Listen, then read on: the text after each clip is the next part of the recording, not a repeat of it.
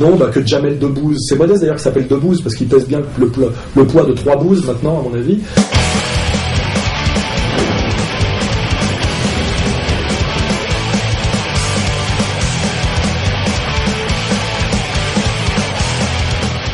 Alain Soral, bonjour.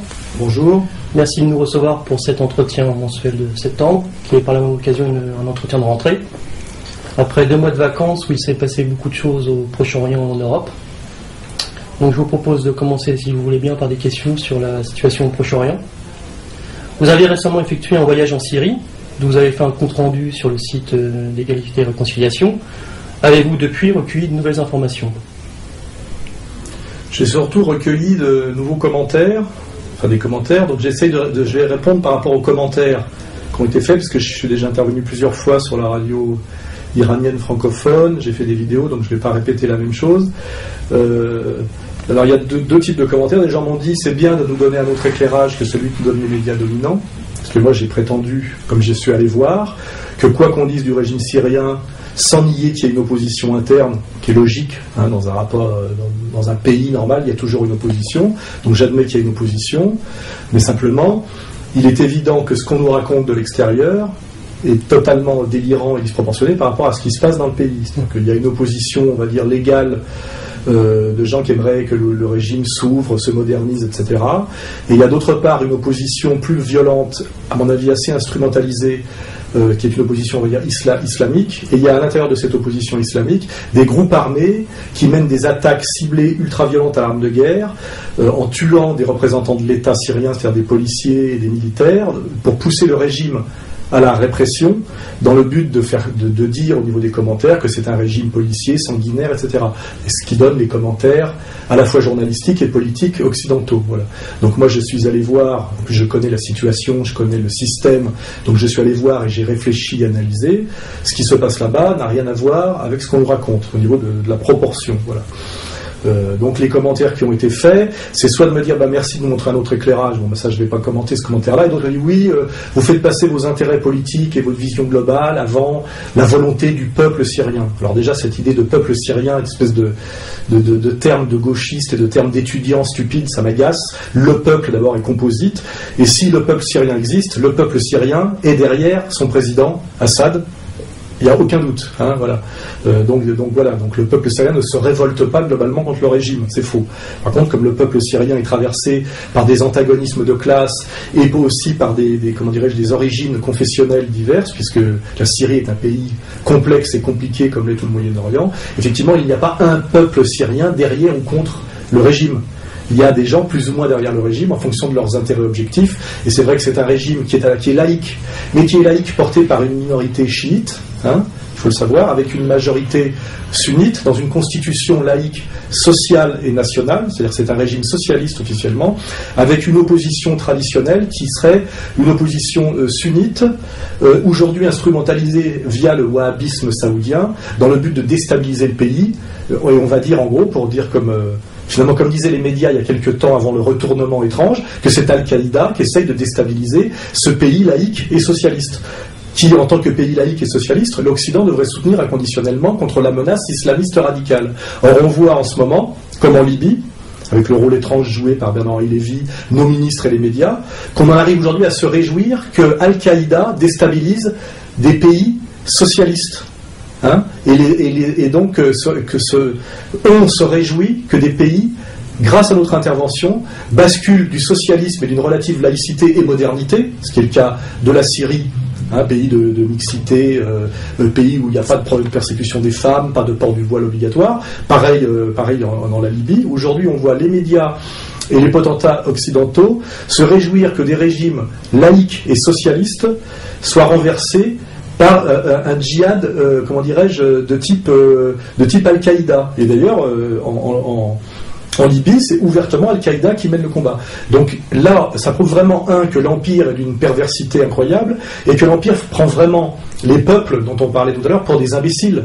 Parce qu'ils ont mis très peu de temps, et sans aucune préparation et sans aucune pudeur, à recycler Al-Qaïda comme une force positive qui combat du côté de l'Occident. Ce qui était d'ailleurs le cas au départ, il faut s'en souvenir, puisque Al-Qaïda a été monté contre un régime socialiste et laïque qui était l'Afghanistan sous tutelle soviétique.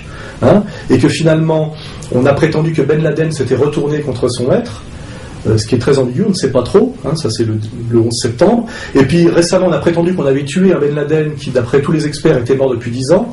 Et on voit bien le rôle symbolique de cette exécution de Ben Laden, c'est qu'on a l'impression que le Ben Laden qui avait retourné Al-Qaïda contre son maître a été tué, et que donc Al-Qaïda travaille à nouveau pour ses maîtres occidentaux, impérialistes et américains. Et c'est tout ça qui est en filigrane, c'est-à-dire que voilà, aujourd'hui, les puissances occidentales, soi-disant démocratiques, se réjouissent de voir tomber des régimes laïques et socialistes renversés par des régimes islamiques sous tutelle d'Al-Qaïda. Voilà la situation où on en est. Et cette analyse vaut pour la Libye et vaut pour la Syrie. Et c'est cette analyse-là globale que je fais, qui à mon avis est valable. Et c'est au nom de cette analyse globale que je dis que tout honnête homme, tout progressiste, toute personne qui lutte contre l'Empire et qui a bien compris mon bouquin et la marche du monde et le processus de domination mondialiste qui est la vraie dictature et le vrai totalitarisme, doit, malgré les défauts du régime bassiste syrien, soutenir ce régime tout en admettant qu'il doit effectivement procéder à des évolutions, qu'il y a de la corruption, qu'il y a de la pesanteur. Mais je l'ai déjà dit et je le répète, les gens qui critiquent, les naïfs qui critiquent le régime de Assad sont les mêmes qui en France en 68 critiquaient le régime gaulliste pour les mêmes raisons, pesanteur, manque de modernité, certaines corruptions, etc. Police, effectivement, tout ça existe. Un régime se défend et s'organise de différentes manières. Hein. On n'est pas dans le monde de oui-oui. Hein. Mais je dis les gens qui veulent même... les naïfs qui veulent la chute du régime syrien au nom des défauts du régime se mordront les doigts comme ceux qui ont voulu la chute de De Gaulle quand on voit ce que ça a donné après. Hein, voilà, c'est la même naïveté. Et voilà. Et quand on fait de la politique, on n'est pas dans, comment dirais-je, dans l'humanitaire, toutes ces espèces de grilles de lecture qui nous ont été imposées par l'ennemi pour nous rendre politiquement stupides. Hein. On ne pense pas selon la terminologie Kouchner ou BHL. Il est très important pour les gens qui mènent un combat de résistance contre l'Empire et qui comprennent ce qui se passe en ce moment, d'être du côté du régime syrien, c'est-à-dire d'éviter que ce pays sombre dans le chaos, parce que c'est le projet, c'est ce qui se passe en ce moment en Libye, et que ce pays ait le même destin à court terme qu'a eu le Liban et qu'a eu l'Irak et qu'a en ce moment la Libye. Voilà. Et quand on aime les peuples et qu'on respecte les peuples et qu'on pense aux peuples, les peuples auront tout à perdre à la chute, le peuple syrien aura tout à perdre à la chute du régime d'Assad. Voilà, ça c'est certain. Et ceux qui ne comprennent pas ça sont soit des naïfs, je leur demande de réfléchir, soit des salopards, hein, et là on met la clique de tous les agents de l'Empire, nos Saganimes français, et voilà, nos vendus, et j'insiste là-dessus. Donc je n'idéalise pas le régime syrien. Un régime politique, c'est un régime politique, il y a une police, il y a des services, il y a des rapports de classe, il y a de la domination, il y a de la corruption, il y a des oligarchies, il y a tout ce qu'on veut, mais il serait catastrophique pour la résistance à l'Empire et pour le peuple syrien, c'est-à-dire de mon point de vue et du point de vue du peuple syrien, que le régime d'Assad tombe. Voilà, c'est clair et net. Donc passons maintenant à la Libye, où l'Empire semble avoir remporté une victoire. Le Comité national de transition a été reconnu légitime par de nombreux pays, dont la France et la Grande-Bretagne, principaux contributeurs militaires des opérations. Le sort du colonel Kadhafi, quant à lui, n'est pas encore fixé, il semblerait en fuite. Quelles sont, selon vous, les perspectives qui se profilent pour la Libye ? Alors déjà, là, on a dit que... on a oublié un truc, c'est le rôle joué par le Qatar. Quand on regarde l'opération, en fait, il y a eu une volonté de faire chuter le régime libyen qui a été considérablement affaibli depuis des années par la pression qu'on a mise sur Kadhafi. C'est-à-dire que c'est important de comprendre ça parce que c'est ce qui est en train de se passer. Ce qui s'est passé hier en Libye se passe aujourd'hui en Syrie. C'est-à-dire qu'on a imputé à Kadhafi les attentats de Lockerbie, etc., qui n'étaient pas de lui.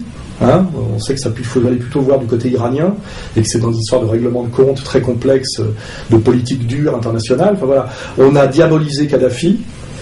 Étant diabolisé par la communauté internationale, il était obligé de lâcher du lest, de laisser revenir les multinationales américaines, etc. Et avec ces multinationales, toujours les agents d'influence et les services. Donc on a affaibli son régime dans un premier temps.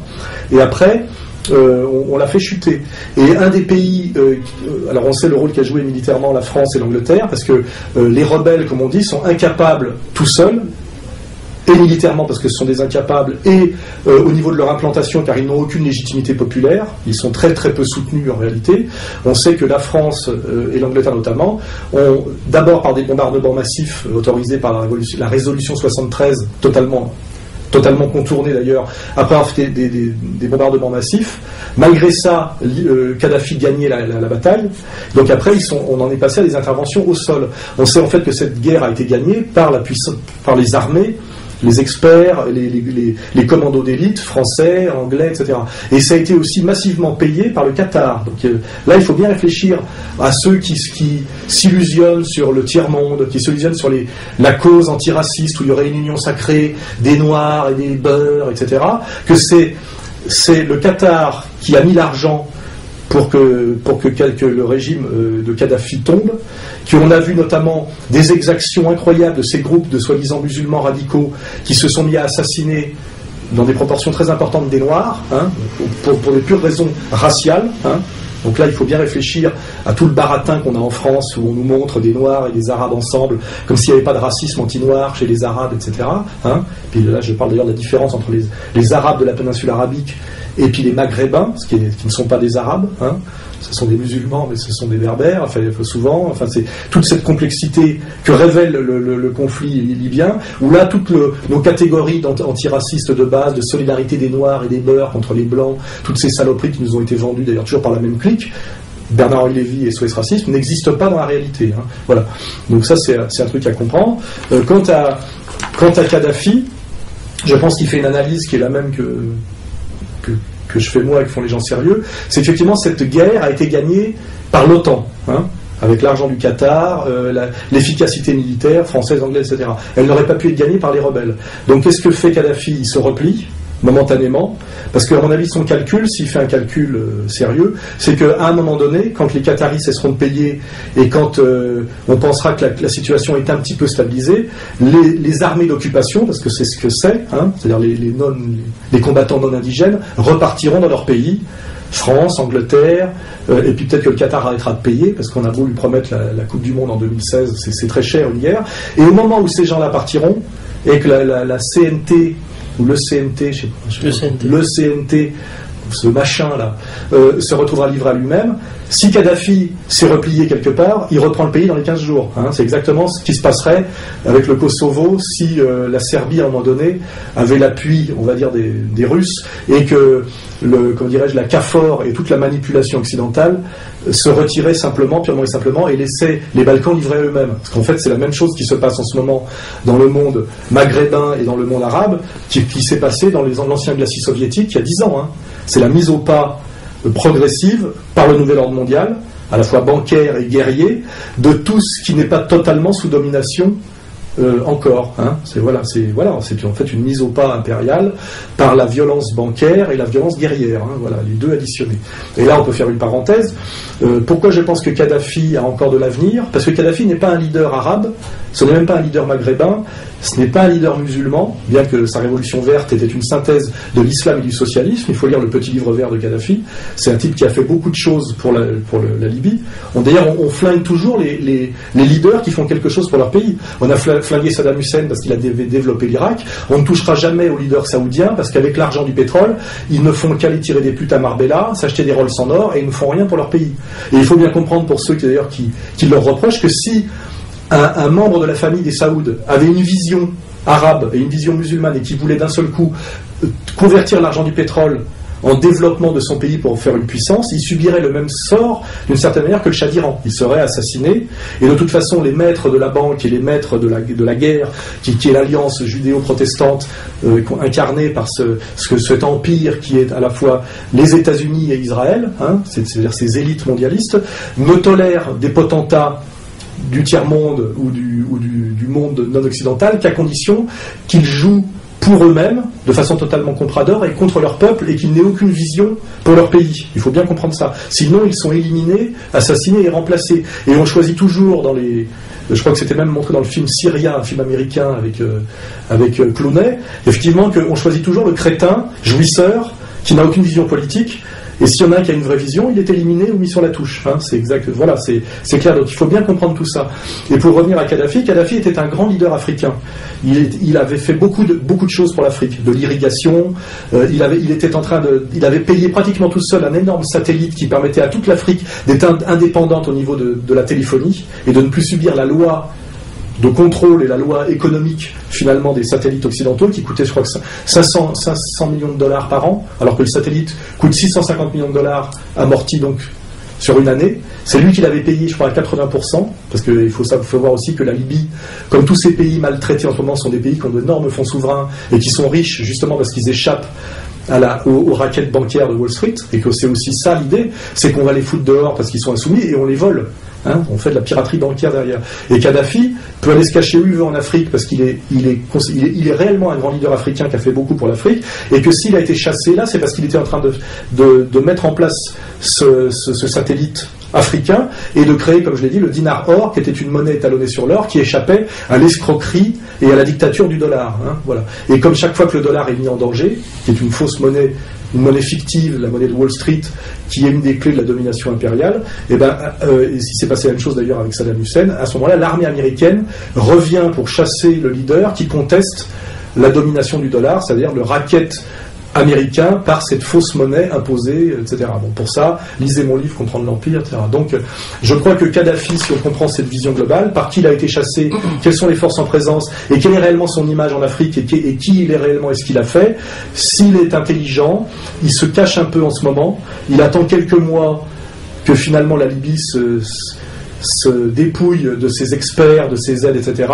Et quand le CNT sera livré à lui-même, je pense qu'il peut tenter une opération de reconquête. C'est tout à fait possible que ce soit ça qui joue. Et il est certain que si ça se passait comme ça, ceux qui sont allés sur le terrain, les gens à peu près honnêtes, je ne parle pas d'un Georges Malbruno qui est un agent israélien et des services français, et je l'ai vérifié quand il était avec moi en Syrie, n'a pas quitté l'hôtel et a sorti des articles délirants qui ne sont même pas de lui-même, à mon avis, qui sont des dossiers qu'on lui donne, où il parle des mutilés dans les hôpitaux, etc., alors qu'il n'a pas bougé de l'hôtel. Hein. Il était à l'hôtel Cham, nourri par la princesse, ce qui prouve que les services syriens sont incroyablement légers et n'ont rien à voir avec les organisations de mensonges et de domination et de châtiment américains, anglais ou israéliens. Parce que vraiment, un type comme ça, qui a été invité par le régime syrien en toute liberté, puisqu'il était avec moi pendant 3 jours, aurait dû, au minimum, sous son oreiller dans sa chambre d'hôtel, quoi, je veux dire. Or, on l'a laissé faire tout ce qu'il voulait, et les gens qui organisaient le voyage ne savaient même pas, savaient qu'il était un journaliste français, mais ne savaient même pas qu'il était un type dont tout le travail est de nuire au régime syrien. On imagine bien que moi, je ne pourrais pas être, si on fait un parallèle, être invité en tant que journaliste français en Israël sans que les gens savent qui je suis, en me laissant toute liberté d'aller pondre un article antisioniste en repartant. Donc on voit bien effectivement que ces régimes qu'on nous dit dictatoriaux, monstrueux et policiers comme la Syrie, sont à un niveau très très inférieur de brutalité, de méchanceté et même d'intelligence, au sens d'intelligence-service, que nos régimes occidentaux, dont le modèle est d'abord le modèle anglais, hein, l'intelligence-service, c'est-à-dire la domination par le mensonge, les opérations sous faux drapeau, c'est d'abord une spécialité anglaise qui s'est transmise aux États-Unis et qui est aussi parfaitement maîtrisée par l'entité sioniste. Hein, voilà. Donc en fait, ces régimes totalitaires et policiers qu'on nous montre, c'est-à-dire Syrie ou Libye, quand on va sur le terrain et qu'on regarde, sont infiniment moins pervers, performants et vicelard sur ce terrain justement de la manipulation, de la coercition, etc., que notre démocratie occidentale avancée, qui sont faites des régimes policiers incroyablement subtils et vicelards, et c'est là-dessus que se perd la bataille finalement des autres, c'est ils en sont encore à la propagande lourdingue et naïve, alors que nous on est passé à l'ère de la communication, et ce qui est encore plus subtil, c'est ce qui avait parfaitement théorisé Debord, à l'ère du spectacle. Et nous on est à l'ère du spectacle depuis les années 60. Hein. Il faut comprendre ça, hein. Alors qu'eux sont encore finalement dans des combats de propagande, voilà, qui sont totalement identifiables immédiatement, donc sans danger d'une certaine manière. Voilà. Très bien. Donc on voit que toutes ces interventions dans le monde arabe sont une fois de plus justifiées au nom des droits de l'homme et de la démocratie, donc prototype au Proche-Orient et d'Israël.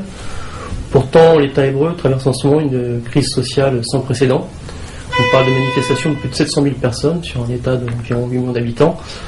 Donc comment voyez-vous l'avenir proche du pays d'Israël, donc sur le plan économique et social?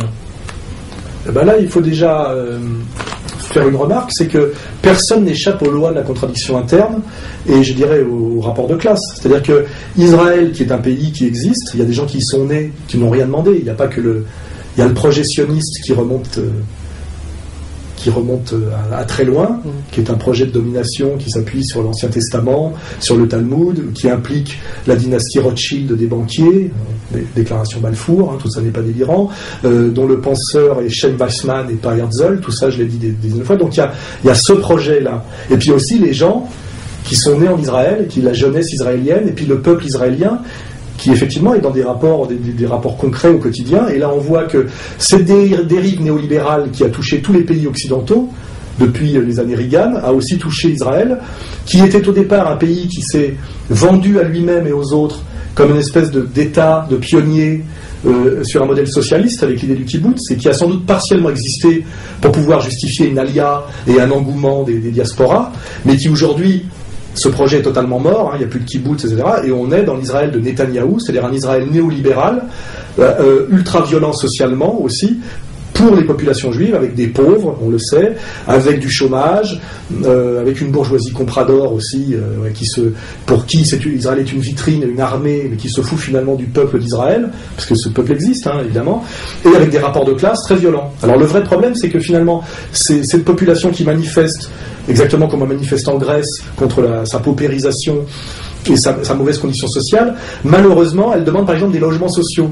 Mais ces logements sociaux, si elle les obtient, elle les obtiendra sur le dos de qui ? Sur le dos des Palestiniens. Et donc on a toute l'ambiguïté finalement éternelle qu'il y avait dans le Bund et dans le socialisme juif, c'est que c'est toujours judéo-centré, et finalement on n'accède jamais à l'universel. C'est-à-dire que ces revendications sociales des juifs pauvres, même s'ils arrivent finalement à obtenir quelque chose contre les juifs riches, ça se fera au détriment du peuple des Palestiniens. Notamment, on peut imaginer que dans leur perversité sécessionniste du Grand Israël, se servent des revendications de demande de logement des Israéliens pauvres pour continuer leur conquête de Jérusalem-Est, par effectivement en créant des projets de logements sociaux à bas prix, et que ce qui aidera finalement les pauvres Israéliens, effectivement, parachèvera le projet de Jérusalem, capitale du Grand Israël, sans chrétiens et sans musulmans, et se fera donc sur le dos des Palestiniens. C'est toute l'ambiguïté de la question juive permanente, c'est que c'est toujours, c'est jamais qu'est-ce qui est bon pour les pauvres ou l'humanité, c'est toujours qu'est-ce qui est bon pour les juifs. Et on est encore là-dedans, c'est-à-dire que c'est finalement cette lutte des classes intra-sionistes ou intra-israélienne, pour employer le mot, finalement peut encore être manipulé de manière perverse par le projet d'expansion sioniste, le projet du Grand Israël, et de toute façon, quelle que soit la réponse du pouvoir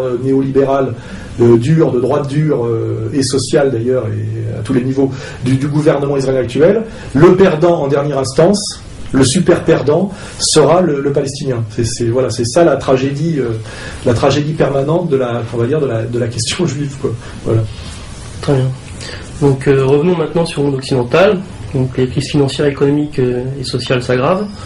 En réponse, les dirigeants français décident l'instauration de nouvelles taxes symboliques, telles que celles sur les sodas, ou les paris d'attraction aussi, mais tablent aussi sur l'adoption au niveau constitutionnel de la règle d'or budgétaire, dont on a très peu parlé dans les médias.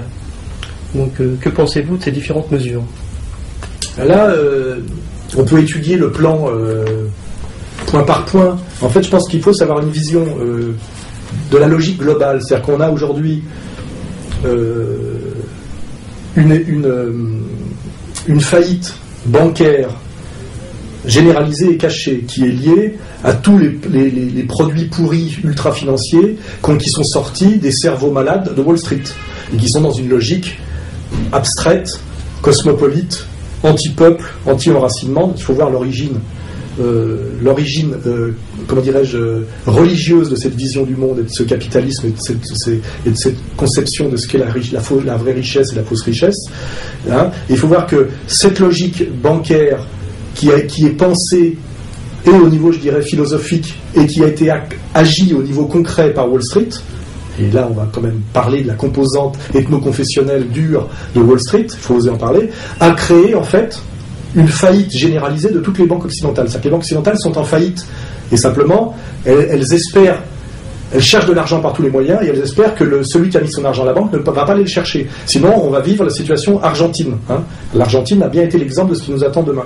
Et en fait, ce système bancaire qui raquette et qui tient le monde occidental, et notamment ses gouvernements, cherche de l'argent par tous les moyens, ce qu'on appelle payer la dette. En fait, ils cherchent de l'argent par tous les moyens. Et les gouvernements qui sont vendus à la banque et sous l'autorité de la banque n'ont pas le courage, finalement, de régler le problème comme il devrait être réglé, c'est-à-dire de pousser ces banques à la faillite, de s'en débarrasser et de renationaliser les banques, enfin les banques centrales, et donc font le travail d'usuriers, on va dire de collecteurs d'impôts, ce qui nous ramène à la situation polonaise du XVIIIe siècle, en gros, c'est-à-dire qu'ils vont chercher l'argent chez les petites gens, par tous les moyens, donc classe moyenne.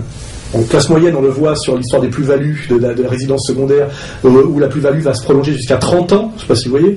Donc ils vont chercher l'argent où il est, c'est-à-dire les gens qui travaillent réellement et les gens qui ont un petit bas de laine, pour ne pas aller le chercher là, enfin, pour ne pas régler le problème là où il est, c'est-à-dire les banques vampires et suceurs de sang. Et cet argent, ils vont le chercher, n'oubliez pas, chez le peuple. Alors, le peuple généralisé, c'est par ces petites taxes sur le soda et Disneyland, et sur la classe moyenne, toujours, qui a un peu d'argent, effectivement, sur ses habitations secondaires, etc. Et ils vont chercher cet argent, pourquoi ? Pour payer la dette, c'est-à-dire pour aller le mettre, renflouer les banques qui sont en faillite, et qui ont besoin absolument de ne pas s'écrouler tout de suite. Voilà. Donc on voit très bien que, dans cette vision globale, Sarkozy joue exactement le rôle d'un collecteur d'impôts, en Pologne au XVIIIe siècle, voilà, pour ceux qui connaissent cette histoire, qui se termine en général en jacquerie, voilà, c'est jacquerie tout à fait légitime, voilà. Et donc ce plan est du bricolage grotesque qui ne fait que montrer à la fois l'impuissance du politique par rapport à l'économico-bancaire et sa malhonnêteté. Et ça ne donnera d'ailleurs pas grand-chose, c'est du replâtrage, on repousse en fait l'échéance du chaos, on ne nomme jamais les vrais responsables, c'est pareil d'ailleurs pour le plan de la Grèce, etc. Et effectivement, c'est tellement violent aujourd'hui que derrière l'idée de la règle d'or, sous la pression bancaire au sens de banque avec un grand B, Sarkozy essaie de faire rentrer dans la Constitution, c'est-à-dire inscrire dans le marbre ce qu'il appelle la règle d'or, qui est l'équilibre budgétaire, qui en fait pour la ménagère se dit oui, c'est simplement une bonne gestion, alors qu'en vérité c'est faire des coupes drastiques dans tous les budgets sociaux et dans toutes ce qui normalement participe de la dynamique économique par l'investissement productif, c'est une logique, c'est-à-dire il faut investir pour à un moment donné créer de l'emploi, de la richesse, etc. C'est-à-dire qu'on va porter atteinte à tout ça au nom de la règle d'or qui est l'équilibre budgétaire pour pouvoir payer la dette. Donc toujours pour pouvoir que cet argent aille aux banques qui sont ruinées à cause de toutes les bêtises que leur a fait faire Wall Street, parce que les banques françaises sont ruinées à cause des banques américaines, il faut le savoir. En réalité, la plupart des grandes banques françaises sont d'ores et déjà en cessation de paiement. Elles ne le disent pas, mais parce qu'elles ont gobé tous les produits financiers pourris américains et qu'en fait elles ont perdu plein d'argent. Voilà. Et donc voilà. Et on a le petit Sarkozy, en petit collecteur d'impôts, qui va chercher l'argent chez les petites gens pour donner l'argent aux princes polonais qui, eux, ont flambé la baraque. C'est exactement la situation de l'aristocratie polonaise par rapport aux paysans polonais avec celui qui fait le collecteur d'impôts. Si vous vous intéressez à l'histoire, vous verrez qui c'est. En général, il appartient à une catégorie bien particulière. Voilà. La métaphore est parfaite, vous voyez. On a, dans le rôle de la banque de Wall Street, la noblesse polonaise, qui est la noblesse la plus abjecte qui ait jamais existé. Dans le rôle du citoyen, on a la paysannerie polonaise. Et puis dans le rôle de Sarkozy, on a le collecteur d'impôts, effectivement mandaté par la haute aristocratie polonaise pour aller saigner à blanc le serf et le paysan polonais. Voilà, c'est exactement ça. La bonne réponse à tout ça, c'est pas de savoir si c'est bien ou pas, si c'est sur le soda avec bulle ou sans bulle, et si c'est juste sur le parc Astérix ou simplement sur, je sais pas, sur Disneyland. Ça, c'est du baratin, de crétin, de journalistes et d'escrocs. Il est temps de faire la révolution, c'est tout. La seule réponse, de bien identifier les coupables, la mécanique de domination, de prédation, etc. Donc les coupables. L'idéologie qui est coupable et les groupes humains, parce qu'ils sont souvent associés, qui incarnent cette idéologie, et de les châtier et de les chasser, c'est tout. Voilà. C'est ça qu'il faut faire. Tant qu'on ne fera pas ça, effectivement, le chaos s'aggravera, et je pense qu'il y en a qui sont dans la logique du chaos, qui pensent en plus que par ce chaos, ils ramasseront la mise, exactement comme un banquier pervers, quand il voit que vous avez une entreprise qui marche pas mal, vient vous flatter, comme ils ont fait avec ce crétin qui était Jean-Marie Messier, en disant « il faut absolument que vous grandissiez à tout va », vous propose de vous prêter de l'argent pour faire comment dirais-je, des investissements dans tous les sens démesurés, en sachant que si vous vous cassez la gueule, si jamais par miracle vous arrivez, de toute façon il gagne, et que si vous vous cassez la gueule, par la garantie hypothécaire, il vous récupère entièrement. Et aujourd'hui, la logique de l'empire bancaire, c'est de jouer le chaos jusqu'au bout pour ramasser la mise intégralement. C'est-à-dire de tout racheter à la fin par les garanties hypothécaires, les garanties bancaires et le franc symbolique. Hein. Donc on sait que c'est-à-dire que cette logique de chaos qui fait très très mal au peuple et ne fait absolument pas peur aux banques, mais même est l'intérêt des banques et leur stratégie. Le chaos est une stratégie. Comme il y a des années, on expliquait quand on était moi j'étais au PC, le chômage n'est pas un problème, le chômage est une solution pour le patronat. Vous voyez, c'est un problème. Il faut être un humaniste chrétien gentil et généreux pour penser c'est un problème parce que ça fait du mal au peuple. Mais pour les élites oligarchiques, c'est pas un problème, c'est la solution. C'est le moyen de leur domination finale, de créer le chaos. En ce moment, ils sont en train de racheter la Grèce entièrement. Hein. Les îles, les aéroports, les centres-villes, les appartements. Parce que quand on provoque la ruine, et que soi-même on a soit de l'argent, soit du faux argent que vous êtes obligé de prendre, c'est-à-dire du dollar, vous rachetez tout. Vous rachetez toute l'économie d'un pays, etc. Donc c'est stratégie du chaos, il faut bien le comprendre. Et voilà, c'est pour ça que cette crise ne s'arrêtera pas comme ça, voilà, soit elle ira jusqu'au bout, et ça sera vraiment voilà, le projet de nouvel ordre mondial, c'est-à-dire, c'est écrit dans l'Ancien Testament, hein, un monde d'esclaves, d'ilotes, n'ayant aucune conscience, aucune racine, n'ayant pas le droit d'ailleurs de revendiquer quoi que ce soit, étant des consommateurs serviles et des esclaves, c'est écrit dans l'Apocalypse de Jean, hein, avec la marque de la bête, c'est-à-dire cette monnaie totalement fictive et abstraite qui est le droit d'avoir une carte bleue ou pas, et qui peut être bloquée à tout instant par la banque centralisée mondiale qui décide au nom des droits de l'homme ou du crime contre l'humanité ou de la limitation de vitesse, qu'on vous bloque votre compte parce que vous êtes mal comporté. Alors ça peut être parce que on vous accuse de crime contre l'humanité, qui est le truc qu'on fait toute la journée contre le régime d'Assad en ce moment. C'est crime contre l'humanité, parce qu'on a flingué 2 mecs. Voilà, c'est crime contre l'humanité. Il y a même plus on fait même plus d'efforts. Hein, c'est des espèces de mots magiques comme ça. On est dans la religion pure. Et au nom du crime contre l'humanité, on peut vous piquer vos avoirs bancaires et les transférer à votre ennemi qui travaille pour vous. C'est-à-dire de la piraterie bancaire, ce qui est en train de se faire totalement sur la Libye, ou à votre petit niveau parce que vous avez roulé à 62 km/h au lieu de 60 et que vous êtes donc un criminel en puissance. On vous gèle vos avoirs bancaires comme mauvais citoyen. Ça peut être ça demain, et c'est ça le projet de domination mondiale. Hein. C'est la dictature par la banque. Il faut bien le comprendre. Il faut bien comprendre tout ça parce que c'est parfaitement orwellien et parfaitement rodé. Et après, la question c'est comprendre cette logique et ce projet de dictature par la banque sur le monde entier, et qui tient la banque, voilà, c'est tout, et qui collabore, voilà. Et quand vous avez compris ce processus, cette logique, etc., vous êtes à peu près armé pour analyser. Et je vous dis, la bonne méthode, c'est celle-là. C'est pas de savoir si la règle d'or, machin, etc., si le taxe sur le soda, c'est trop ou pas assez. C'est ce que je vous disais tout à l'heure sur la métaphore polonaise. C'est dans quel monde sommes-nous, qui a le pouvoir, quel est ce pouvoir, comment il exerce son pouvoir et quelle est sa vision du monde et vers quoi il va et vers quoi nous allons. Tout ça, je l'ai expliqué dans mon bouquin Comprendre l'Empire, et tous les jours, vous pouvez vérifier que mes analyses sont justes de A à Z. Hein, voilà. Très bien.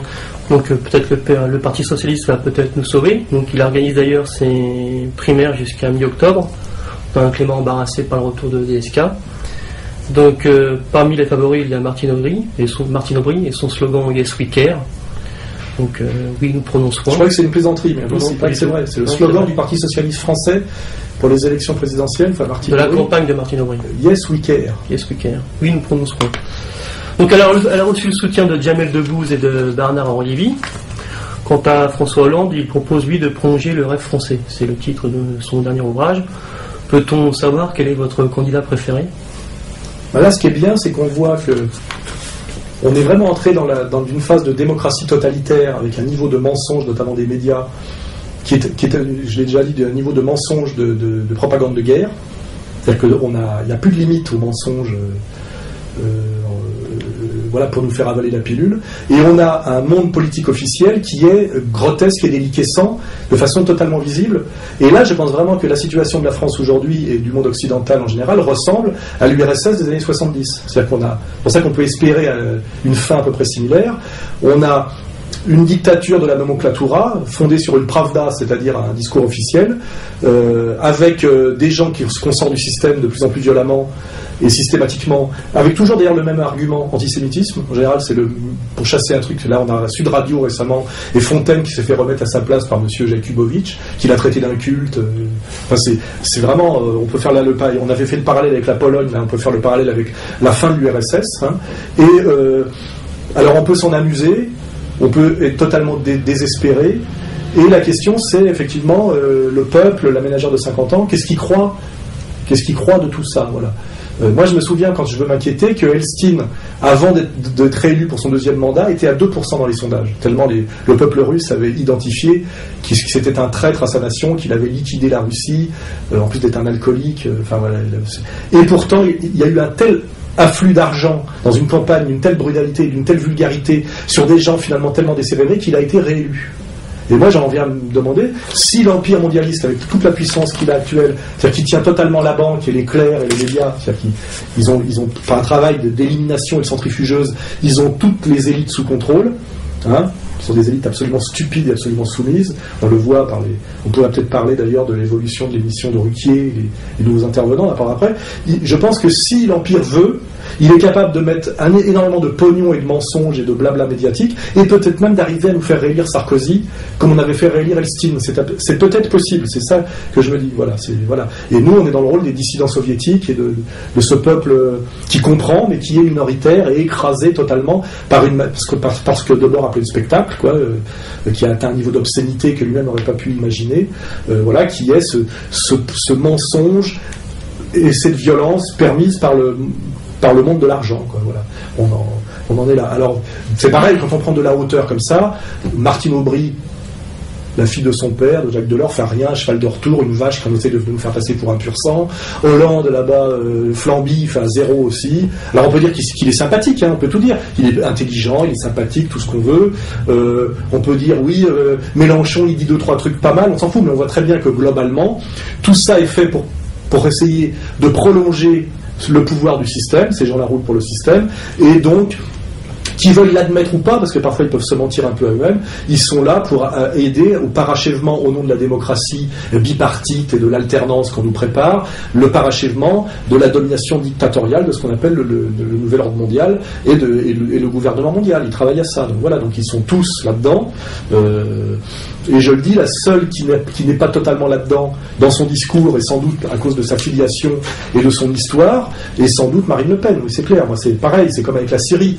Je dis pas que j'adore Marine Le Pen et que tout ce qu'elle dit est bien ça, mais je dis que quand on a une vision globale cohérente, le seul candidat un petit peu anti-système et hors du système qui peut tenter un petit quelque chose et résister à cette déferlante dictatoriale du nouvel ordre mondial, c'est Marine Le Pen, c'est clair. Hein. Exactement comme le régime d'Assad résiste un peu avec la Syrie à l'écrasement mondialiste, ou la Libye, etc. Enfin, pour moi, c'est cette analyse-là qu'il faut faire. Voilà.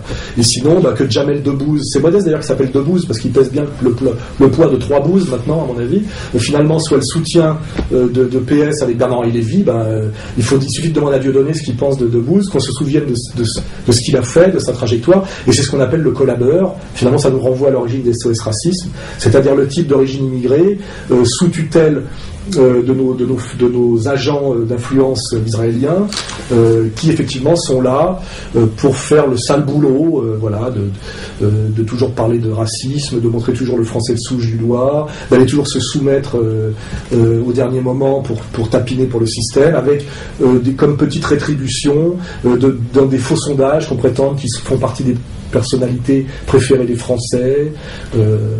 Voilà, enfin, on est cette espèce de cirque là, voilà, et tout ça est assez. Quand on comprend comment ça marche et qu'on a lu mon bouquin, on ne s'étonne de rien. Tout ça est cohérent. Voilà, moi, les choses qui me font problème, c'est les choses que je trouve pas tout à fait cohérentes. Par exemple, à un moment donné, le fait que l'Iran s'est prononcé assez fortement, s'est satisfaite assez fortement de la chute de Kadhafi. Bon, je sais qu'il y avait des tensions entre l'Iran et la Libye, parce que la Libye a fait exécuter un chef chiite assez important il y a quelques années, mais je suis étonné effectivement que l'Iran se réjouisse aussi fort de la chute de Kadhafi. Voilà, ça me pose problème. Donc à un moment donné, la Russie n'ose pas soutenir plus qu'elle ne le fait la Syrie. Donc j'essaie de comprendre s'ils veulent pas être dans un affrontement direct avec l'Amérique, si c'est le rôle de Medvedev qui est là pour contrer Poutine, et qui incarnerait plutôt la finance mondiale que l'appareil d'État russe qu'incarne plutôt Poutine. Je me pose des questions quand d'un seul coup je trouve qu'il y a des contradictions par rapport à ma vision globale du système tel que je le comprends. Mais tout ce que vous me dites là de Booz, BHL, ça ne fait que valider mon analyse, et donc voilà, c'est cohérent. Voilà. Alors après, la cohérence n'est pas un jugement moral. Jamel Debbouze, pour le rappeler, avait au début essayé de s'opposer à quelque chose qu'il avait parfaitement identifié quand il avait dit que Dieudonné était le meilleur d'entre tous et qu'il était le seul à dire ce que les autres n'osaient pas dire, c'est-à-dire la domination totale d'une communauté sur le monde du spectacle que tout le monde a parfaitement compris. Et à un moment donné, cette communauté très puissante, comme il commençait à ne plus se soumettre, lui a sorti l'histoire de son petit bras et a commencé à dire qu'ils avaient les moyens de le traiter d'assassin et de détruire sa carrière. Et pour ne pas avoir sa carrière détruite, il a choisi entre la vérité et la soumission, il a choisi la soumission. Et comment ça se passe systématiquement dans ce genre de cas, il s'est soumis à un ennemi qui sait parfaitement d'ailleurs qu'il est soumis par lâcheté et non pas par adhésion, mais après il y a eu indigène, etc., et ils en ont fait un champion de la France de gauche, ce qui fait que valider tout un système de domination, de soumission, de récompense contre soumission, de lâcheté, qui est le système français absolument détestable, abject et immonde, qui ne fait que promouvoir les lâches, les tricheurs et les menteurs, et mettre sur la touche les gens qui se comportent honorablement. C'est pour ça qu'on est dans un monde, je le dis, satanique, où le mal a le pouvoir. Voilà. C'est qu'on ne promeut de plus en plus que les ordures et les imbéciles. Alors dans les ordures, il y a ceux qui font partie du projet, il y a ceux qui se soumettent pour avoir des miettes, et puis il y a ceux qui ne comprennent rien. Et on voit aujourd'hui, d'où la catastrophe du paysage médiatico-politique français, c'est qu'il a fallu virer tellement de gens intelligents et courageux pour arriver à cette domination tellement violente et immorale, qu'il n'y a plus que des salopards, des soumis et des cons. Voilà.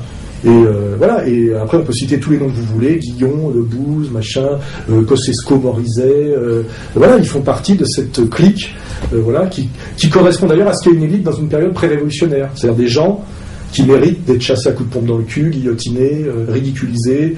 Alors selon leur niveau de bêtise, de compromission, ça peut être les goudrons, le goudron et les plumes, ou la guillotine. Personnellement, j'ai ma liste. On est plusieurs à la voir, on verra bien. Sachant qu'en général, quand on dit ça, c'est le premier guillotiné, ce sera moi.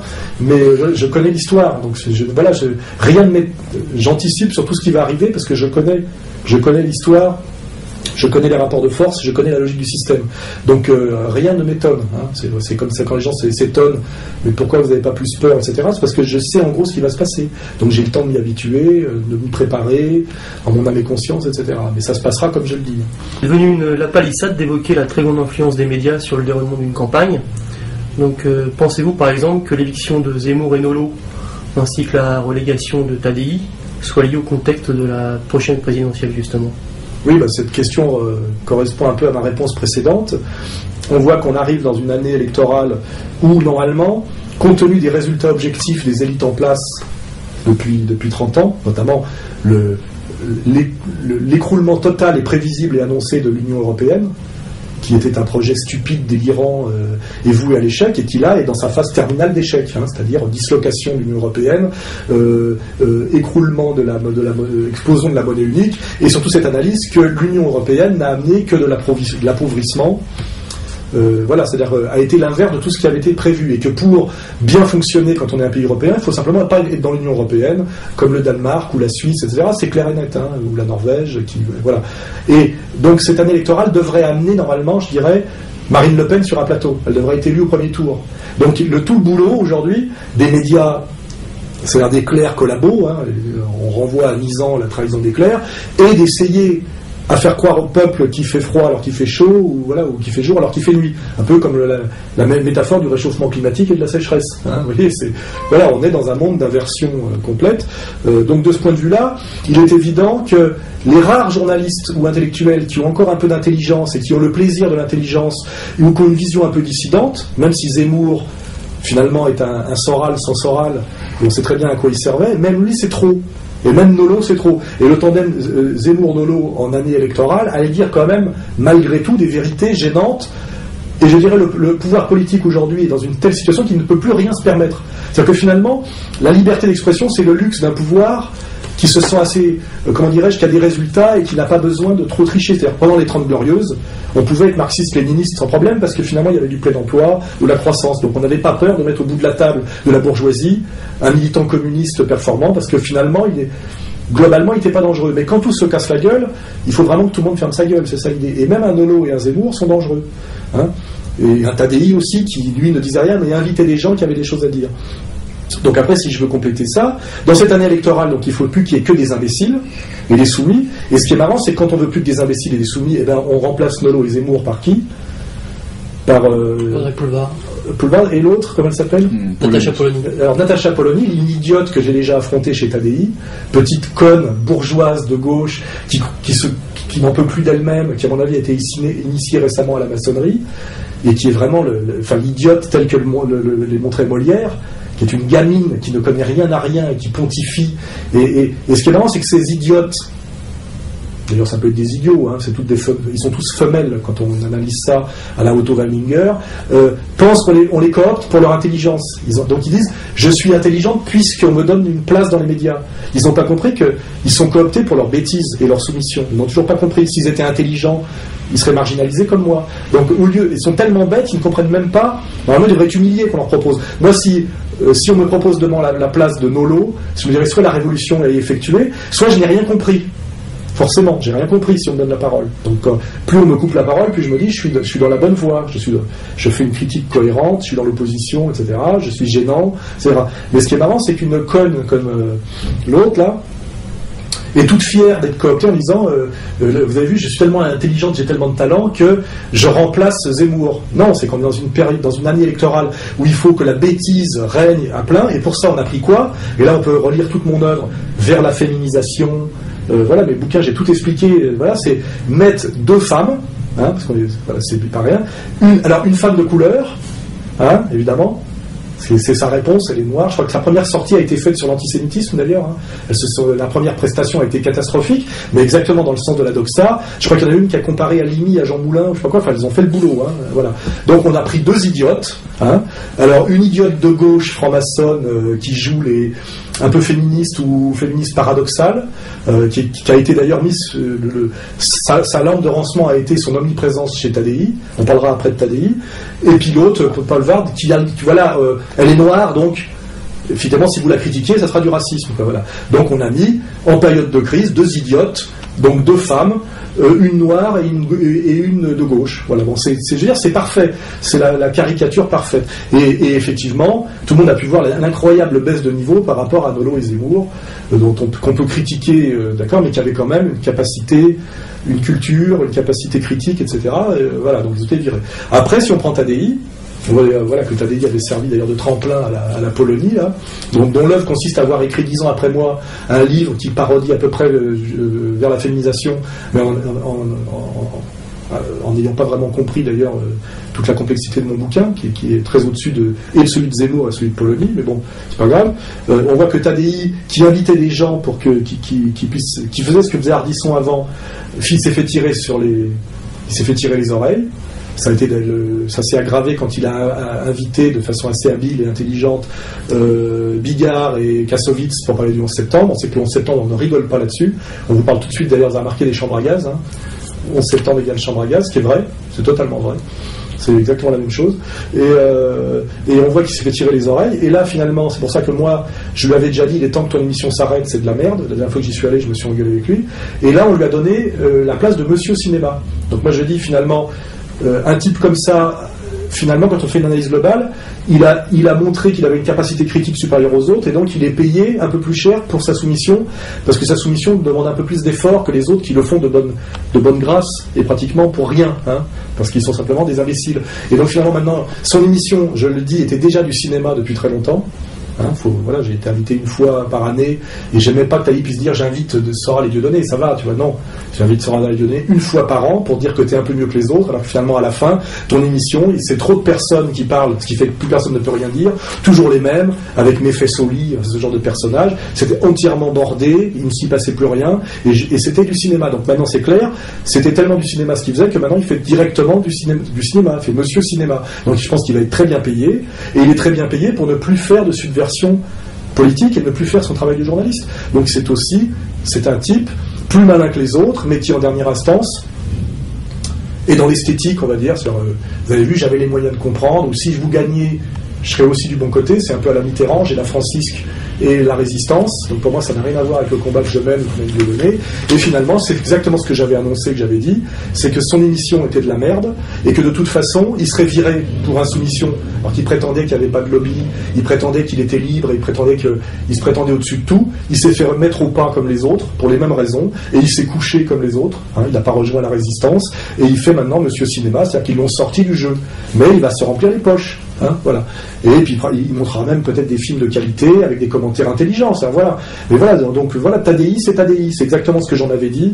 J'avais dit, comme je pourrais parler de Nab si j'étais méchant, c'est des types qui sont finalement, qui ont identifié quel était le pouvoir et qui finalement sont comme des enfants gâtés ou des enfants turbulents avec le pouvoir, mais ce sont les enfants du pouvoir, voilà. Ils ne sont pas dans l'opposition, voilà. Et voilà, cette année, nous n'aurons plus Nolo et Zemmour qui faisaient qu'on regardait l'émission de Ruquier, et nous n'aurons plus Tadi, et je dis c'est tant mieux, parce que comme ça, il y a le pouvoir, il y a la Pravda, et les dissidents, et il faut qu'il n'y ait plus rien entre les deux. Parce que le pire, c'est quand l'Empire a encore les moyens de vous servir du dissident labellisé, labellisé. Moi, je tiens à ce qu'il n'y ait plus rien entre les deux. C'est-à-dire qu'il y a le pouvoir dans toute sa brutalité, sa connerie, avec ses intervenants grotesques, obscènes, serviles, voilà, les Malbruno, les Polony, les têtes de cochon, là, les mecs de Canal+, avec des grosses têtes sans épaules, qui sont plus devenus des gorgones, des gargouilles, des monstres, des tableaux de Jérôme Bosch, parce qu'on est dans cette période satanique où finalement les gens ressemblent de plus en plus à ce qu'ils sont. C'est-à-dire qu'on voit Dieudonné avec son sourire bonhomme, sa virilité incarnée réellement, une espèce de résistance saine, etc. Et puis on voit ces petits collabos qui ont de plus en plus des tronches de petits monstres. Vous voyez, comme on voit le diable avec tous ces lieutenants. L'autre avec son écharpe rouge. Ils sont presque difformes physiquement, grotesques. Vous voyez, on est dans une espèce d'épreuve presque de vérité où les choses se voient. C'est violent ce que je dis, mais j'y tiens. Ça se voit de plus en plus. Avec les Français, quels sont les héros des Français? Yannick Noah, un tocard qui chante comme une patate et qui incarne la négritude dans toute son obscénité à faire vomir Spedo Adovetti, Mimi Mati, vous voyez, c'est ça, et Simone Veil, ce serait ça les préférés des Français. C'est-à-dire qu'on c'est satanique, quoi, je veux dire, c'est obscène, satanique, grotesque, au sens de grotesque, comme un tableau, voilà, de Bosch ou de certains maîtres espagnols. C'est très spectaculaire, c'est très impressionnant. On peut même trouver ça d'une certaine manière beau quand on comprend, très effrayant aussi parce que ça va pas rigoler au bout du compte, mais on en est là, voilà. Et c'est logique, on s'approche de l'épreuve de force, de la fin, et tout se voit de plus en plus, tout est de plus en plus marqué, contrasté. On n'est plus dans la littérature, comment dirais-je, dans la subtilité psychologisante proustienne. On est dans Georges Grotz, on est dans ce qui a amené le dadaïsme, on est dans ces caricatures que faisaient les artistes allemands en colère dans les années 20, après le traité de Versailles, ou dans cette période qui correspond qui légitime en fait on est dans une période de caricature qui légitime que quand on est réaliste, on doit être caricatural. C'est pour ça que moi je valide ce que fait Dieudonné. Les gens qui me critiquent ne comprennent pas. Le monde aujourd'hui est une caricature et le réalisme implique que nous produisions de la caricature. Vous voyez, on est dans l'obscénité. Voilà, donc il faut jouer la finesse avec le petit doigt en l'air comme faisait Tadi. Pour moi, c'est ça qui est obscène parce que ce n'est pas réaliste. Aujourd'hui, pour être réaliste, il faut être obscène et caricatural. Voilà. Très bien. Nous allons terminer par une bonne nouvelle, donc avec la 6e réimpression de Comprendre l'Empire. Soit, je crois, 28 000, un peu plus de 28 000 exemplaires. Oui, c'est bien d'ailleurs de le rappeler, parce que je fais ma promo comme tout le monde. Comprendre l'Empire, qui est là, bouquin boycotté par tous les médias dominants, qui a réussi à rentrer dans la liste des meilleures ventes de l'Express, du Nouvel Obs, qui est sorti il y a 6 mois, continue à se vendre très bien. Il était encore la semaine dernière, quand je suis passé à la gare de Lyon, il était à la librairie Payot de la gare de Lyon, ce qui est assez incroyable, et on vient de le réimprimer pour la 6e fois. On est parti d'une mise en place de 2000, et on s'approche des 30 000 exemplaires, au bout de 6 mois, et ça c'est un signe, c'est-à-dire qu'il y a des gens qui ont envie de de lire. Les critiques sont dithyrambiques sur Amazon, les critiques de lecteurs, donc là il n'y a pas de manipulation, quoi. C'est du comment dirais-je, de la démocratie directe. Et donc, ce qui est intéressant, c'est que par mon travail de résistance, Internet, etc., je vends autant de livres que j'en vendais quand je passais chez Ardisson en prime time. Donc ça, c'est un signe d'espoir. J'ai réussi, après une période où on m'a fait disparaître pour des raisons, le piégeage de compléments d'enquête, toujours sur le même sujet, l'antisémitisme. On m'a fait disparaître, menacé, persécuté, etc. Comme Bernard Lévy, quand Bernard Lévy avait dit que Dieudonné était fini, il avait annoncé, plus personne n'ira. Dieudonné, aujourd'hui, le plus grand marchand de billets de spectacles vivants de France. Et moi, je vends beaucoup plus de livres que Caroline Fourest. Vous voyez, c'est l'inverse. J'ai une très petite mise en place, mais la demande fait que le livre se vend et que même la FNAC est obligée de le vendre parce qu'il faut quand même faire du commerce. En plus, c'est une période de déficit pour ce genre de truc. Et à force que les gens le demandent, il y a même un problème d'entrave à la vente. C'est-à-dire que le gestionnaire local dit attendez, on me demande ce livre, je suis dans le rouge, pourquoi je n'ai pas le droit de le vendre? C'est-à-dire qu'au bout d'un moment, finalement, la société libérale est vertueuse et dit il n'y a pas à avoir d'entrave au commerce pour des raisons de domination communautaire ou d'idéologie.